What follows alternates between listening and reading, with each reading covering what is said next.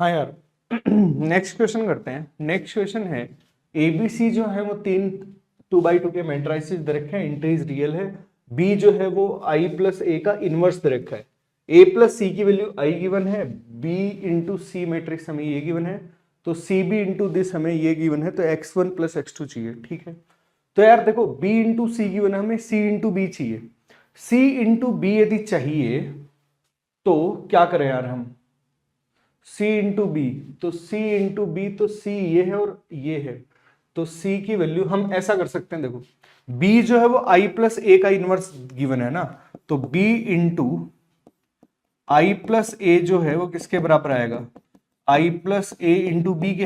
अरे भाई इनवर्स है तो चाहे प्री मल्टीप्लाई करो चाहे पोस्ट मल्टीप्लाई करो वो आइडेंटिटी के बराबर ही आएगा। तो यहां से कितना आ गया, यहां से b प्लस बी ए जो है वो b प्लस ए बी के बराबर आ गया। बहुत सही।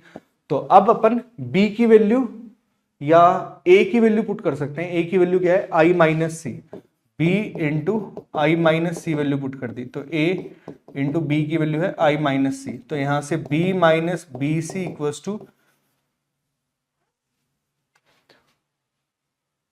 क्या, a की वैल्यू पुट कर रहे थे अपन, है ना, a की value i minus C put करनी है, a की value i minus C put कर दी, तो ये कितना आ गया b माइनस सी बी।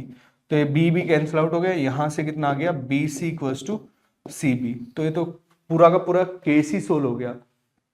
हमें बोला गया है कि अब BC और जो CB है वो बराबर हैं, तो बस CB की जगह BC रख दो। तो ये कितना आ गया 1 माइनस 5 माइनस 1 और 2 इंटू में है x1 x2 और यहां से कितना आ गया 12 और माइनस 6। तो यहां से इक्वेशन कितनी बनी, x1 माइनस 5 x2 जो है वो तो 12 आ गया और माइनस x1 प्लस 2x2 जो है वो माइनस 6 आ गया। तो दोनों को ऐड करेंगे तो माइनस 3x2 जो है वो 6 के बराबर आ जाएगा। तो x2 की जो वैल्यू है वो -2 के बराबर आ गई।